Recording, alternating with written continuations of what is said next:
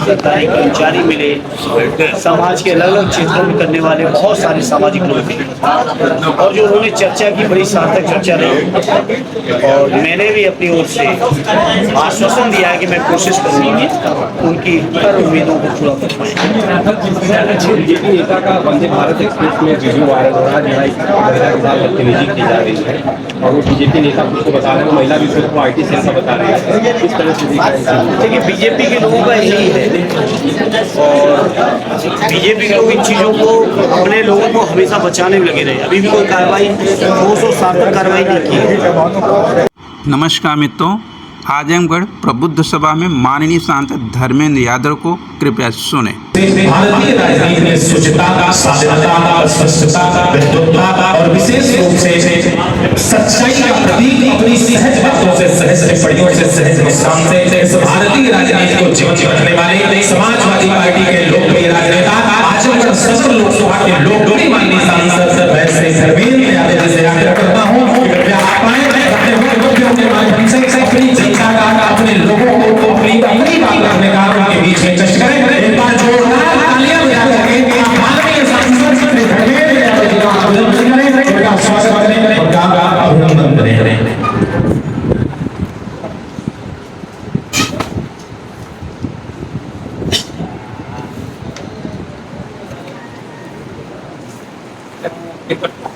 आजमगढ़ जनपद के प्रबुद्ध संवाद के इस मौके पर इस कार्यक्रम में उपस्थित हमारे सदर से विधायक आदरणीय श्री दुर्गा जी, अतौलिया के विधायक शासन संग्राम जी, अध्यक्ष पार्टी के हमारे आदरणीय जी, कार्यक्रम के आयोजक और हमारे प्रवक्ता आदरणीय अशोक जी,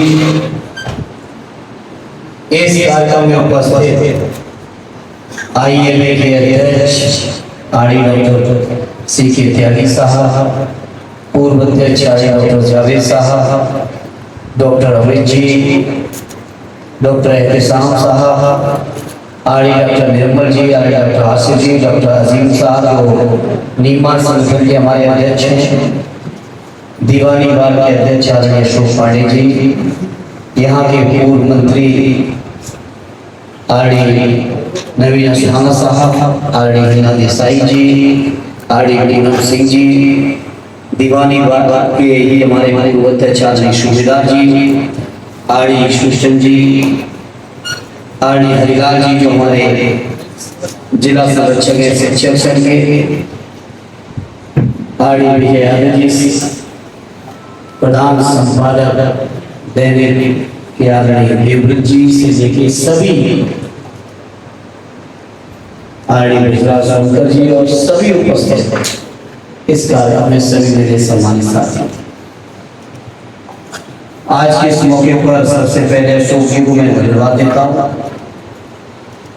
कि उन्होंने अलग अलग क्षेत्रों के सभी इम्पोर्टेंट लोगों को बुला के एक जो संवाद कायम करने का प्रयास किया है। निश्चित तौर पर अशोक जी बधाई के भी पात्र हैं, और आप सबके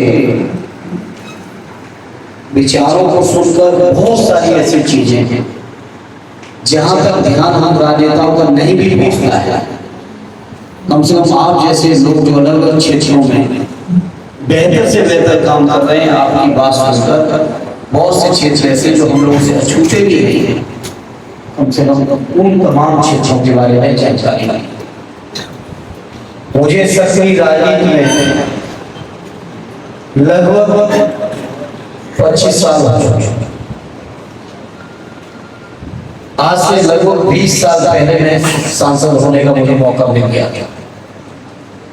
लेकिन आदरणीय हिना देसाई जी जिस तरफ आपने ध्यान आकर्षित कराया है, इतने राजनीतिक लंबे जीवन में, इतने सार्वजनिक समारोह में, इतने व्यक्तिगत वार्ताओं में भी कभी इस तरफ किसी ने ध्यान आकर्षित नहीं कराया जो आज जी।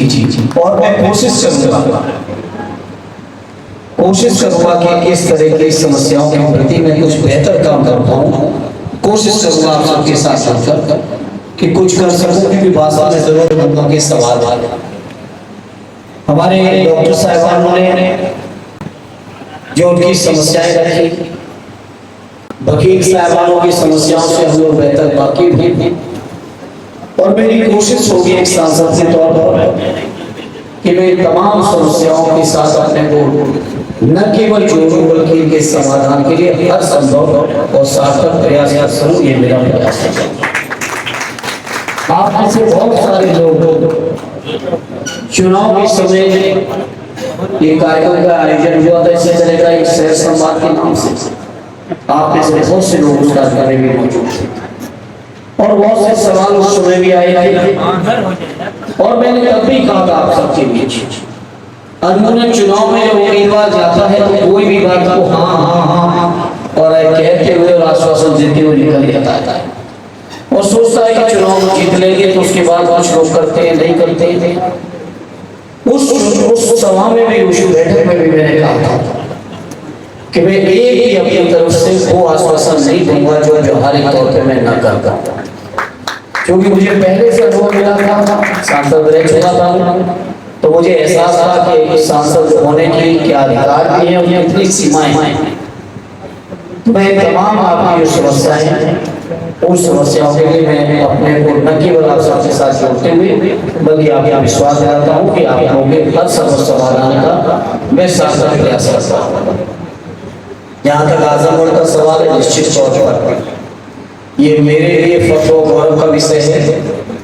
ऐसे शानदार सरजमीन के लोगों के बीच मुझे सेवा का अवसर मिला, जहाँ कैफी आजमी साहब रहे, जहाँ लामा सलीम मानी साहब अयोध्या जी रहे, राहुल सयान जी रहे, जहाँ हरियर राणा एक से एक ऐतिहासिक इस जिले से जुड़ी हुई, चाहे कला के क्षेत्र में, साहित्य के क्षेत्र में, आज़ादी के लिए अगर बात करेंगे तो आज़ादी के आंदोलन में, हर क्षेत्र में, राजनीतिक क्षेत्रों में तो आजमगढ़ का अनुसरण अनुकरण में समझता हूँ देश के लोग करते हैं। ऐसे गौरवशाली जिले का सांसद होना मेरे जैसे छोटे से राजनीतिक कार्यकर्ता की बहुत सौभाग्य है, और मैं अपने आप को और आपको विश्वास दिलाता हूँ कि जो भी सार्थक उम्मीद आपने लगाई होगी, सकारात्मक उम्मीद लगाई होगी, जायज भी लगाई होगी, आपकी हर उम्मीद को, चाहे आजमगढ़ की सड़कों पे संघर्ष करना पड़ेगा, चाहे देश की संसद में संघर्ष करना पड़ेगा, हर संघर्ष को करते हुए आप लोगों की उम्मीदों को पूरा करूंगा। ये चुनाव के दौरान भी कहा था। हालांकि हमारे विपक्ष के लोग बहुत सारी बातें कर रहे थे, पत्रकार मित्र भी कई सवाल कर रहे थे जो बहुत सारे मौजूद भी हैं। मैंने उस समय भी कहा था कि अभी मेरा कुछ भी कहना गलत होगा, चुनाव का परिणाम आने दीजिए, चुनाव के परिणाम के कुछ महीनों के अंदर जो भी लोग मेरे ऊपर आज आरोप लगा रहे हैं, आरोपों को मैं अपने कामों से धोने का काम करूंगा। ये मेरे चुनाव में और मैं कोशिश करूंगा कि अगले कुछ महीनों के अंदर जितने लोग आरोप लगाने वाले थे वो अपनी बात को वापस भेजते हुए दिखाई देंगे, आरोपों को दोहराते हुए दिखाई दे पाएंगे। ये मैं आप सबको ज्यादा विश्वास दिलाता हूँ, क्योंकि हम लोग जिस राजनीतिक विरासत को लेके चले, जिन संस्कारों में पले बड़े, और ये बात केवल मैं इस हॉल में नहीं कह रहा हूँ, आजमगढ़ के लोग भी नहीं कह रहा हूँ। मैंने ये बात देश की संसद के बीच खड़े होकर कही थी कि हम सबको जो परवरिश मिली है, जो सोच और विचारधारा मिली है, सत्य नेताजी ने कहा कि देश की जनता के बीच सार्वजनिक तौर पर अगर कोई वादा करके आ गया और वादे को पूरा नहीं करते हो तो वो भी एक भ्रष्टाचार है। और मैंने संसद में खड़े होकर कहा कि इस तरह के भ्रष्टाचार में भारतीय जनता पार्टी ने वर्ल्ड रिकॉर्ड बना दिया है।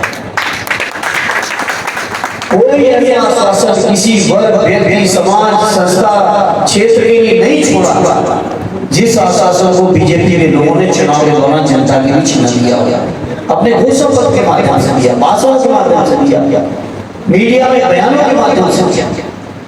लेकिन उनके लगातार 10 सालों के भाषण, बयान, घोषणा पत्र और उनकी 10 साल की नीतियां और कार्यक्रम, अगर हम दोनों की तुलना में कोई भी विद्यार्थी जो राजनीति शास्त्र का विद्यार्थी अगर अध्ययन करना चाहे, रिसर्च करना चाहे, तुलना करना चाहे, तो मैं समझता हूँ बीजेपी के लोग कहते हैं कि हम पूरब जा रहे हैं और जब देखते हैं चलते हैं तो पश्चिम चलते हैं। बेरोजगारी के हालात के लिए लगातार भाषण प्रधानमंत्री जी ने दिए और क्या आज खड़ा कर दिया बेरोजगारी। महंगाई को लेकर क्या भाषण दिए, भ्रष्टाचार में बताओ क्या भाषण दिए। और आज दुनिया की सबसे प्रतिष्ठित पत्रिका फोर्स इस बात को कह रही है कि एशिया में अगर कोई सबसे ज्यादा कहीं भ्रष्टाचार हमारे देश है। और बीजेपी की दिल्ली की केंद्र की सरकार काउंटर नहीं कर पा रही, काउंटर इसलिए नहीं कर पा रही आंकड़े आज उनके खिलाफ लगा था। जो लोग कह रहे थे हम बेरोजगारी खत्म करेंगे, उनके कार्यकाल में स्वतंत्र भारत में सबसे ज्यादा बेरोजगारी की दर है तो आज है, महंगाई है तो आज है, भ्रष्टाचार है तो आज है, बेकारी है तो आज है। और समाज में सभी लोग अपने अपने तरीके से अपने अपने प्रोफेशन से परेशान हैं। बहुत सारे सरकारी कर्मचारी हैं, लगातार जब बीजेपी के लोग विपक्ष में थे तो बातें कुछ कर रहे थे और आज जब सरकारी पेंशन ओपीएस का सवाल आया तो एक नई तरीके की वो जो लोग कहते हैं कि नई बोतल में पुरानी सलाद, इसी तरह की पुरानी योजनाएं उनको घुमा के नाम बदल के इस तरह की चीजें बीजेपी के लोग जो कर रहे हैं, मैं समझता हूँ देश और प्रदेश का जनमानस आज पूरी तरह से निराश है। और इस निराशा में अगर किसी से उम्मीद है तो उत्तर प्रदेश में माननीय अखिलेश यादव की उम्मीद भी माथा पर बचे। तो मुझे उम्मीद है कि जिस तरीके का उनको जन समर्थन, जिस तरीके का जन समर्थन मिल रहा है, आने वाला समय वो दूर नहीं है जब इस प्रदेश की भी कमान माननीय अखिलेश जी के हाथों में होगी और देश की भी कमान जिसको वो चाहेंगे उसके हाथों में होगी। निश्चित तौर पर उत्तर प्रदेश की जनता ने हमें आशीर्वाद दिया है। देश के अंदर चुनाव से पहले एक खतरा मंडरा रहा था, देश के संविधान में बदलाव हुआ। आज हम फख्र के साथ इस मंच से कह सकते हैं बीजेपी के लोग अब लाख कोशिश कर रहे हैं, लेकिन उत्तर प्रदेश की जनता के आशीर्वाद से विपक्ष आज इतना मजबूत है कि चाहकर भी देश के संविधान को अब बीजेपी के लोग छेड़ नहीं पाएंगे। ये जनता ने आशीर्वाद उत्तर प्रदेश के लोगों ने दे दिया है। उसी आशीर्वाद की बुनियाद पर आज कहता हूं, जिस उम्मीद के साथ आपने आशीर्वाद दिया, जिन मुद्दों पे आपने आशीर्वाद दिया, समर्थन दिया, आपके हर मुद्दे पर एक एक करके अच्छा सा चलने का काम हम लोग पूरी तरह से करेंगे। ये हम आप सभी को विश्वास और भरोसा करते हैं। और जब मौका आएगा जनता के आशीर्वाद से, कब तक रोकेंगे, कब तक बीजेपी वाले रहेंगे? अब जनता चल पड़ी है माननीय जी से, तो मैं आज आपको विश्वास दिलाता हूँ। हमारे डॉक्टर साहिबानों ने अपनी समस्याएं निश्चित तौर पर रखी, मैडम देसाई जी की समस्या एक अलग तरह की है, हालांकि अभी समाधान करने की स्थिति में नहीं है, लेकिन हमें उम्मीद है कि जब माननीय अखिलेश जी का समय आएगा हम लोग जरूर कोशिश करेंगे, जो कर सकते करेंगे। ऐसी योजनाएं हैं उस पर चलेंगे, हम डिस्कस करेंगे पर्सनली आपसे, लगातार कोशिश करेंगे। और डॉक्टर साहिबानों की समस्याएं हैं, वकीलों की हैं, हमारे सरकारी कर्मचारियों की हैं, बेरोजगारों की हैं, किसानों की हैं, मजलूमों की हैं। यह हमारी संग्राम जी चर्चा कर रहे थे, जिन तमाम संविदा कर्मियों की जो समस्याएं हैं, इन समस्याओं के लिए अभी कम से कम संघर्ष और सरकार आते समय से हर चीज को पूरी तरह जमीन पे उतार के समाधान करके देंगे। ये हम आप सभी को विश्वास दिलाते हैं। आजमगढ़ की तरक्की के लिए, विकास के लिए, हालांकि बीजेपी के लोग उपेक्षित कर रहे हैं। मेडिकल कॉलेज की दुर्दशा है, आपसे छुपी नहीं है, जिला अस्पताल की दुर्दशा है, छुपी नहीं है, और भी तमाम विकास की योजनाओं को रोक रखा है, आपसे छुपा नहीं है। लेकिन अभी हम लोग लोकसभा और विधानसभा में सदनों के माध्यम से अपनी आवाज को बुलंद रखेंगे, संघर्ष करेंगे, और मुझे उम्मीद है कि कुछ मुद्दों पर सरकार को जरूर झुका देंगे और झुका देंगे और यहाँ की समस्याओं का समाधान भी करेंगे। ये हम आपको यकीन दिलाते हैं और आपको विश्वास दिलाते हैं। और चाहे चुनाव के समय आप सब लोग इकट्ठे होंगे, चर्चा चले, या आज सब जिम्मेदार लोग हैं, सब लोगों के अपने काम हैं, सबकी व्यवस्था है, सब लोग अपना काम छोड़ के अगर कुछ उम्मीद लगा के आज हमारे पास बैठे हैं तो आप विश्वास करना कि आपके हर उम्मीद को पूरा करने में कोई कसर नहीं होगा। इस उम्मीद के साथ आप सबसे बुलाया, स्वागत किया, सम्मान किया, मुझे अपनी बात को रखने का मौका दिया, उसके लिए मैं हृदय से आप सबका आभारी हूँ। बहुत बहुत धन्यवाद।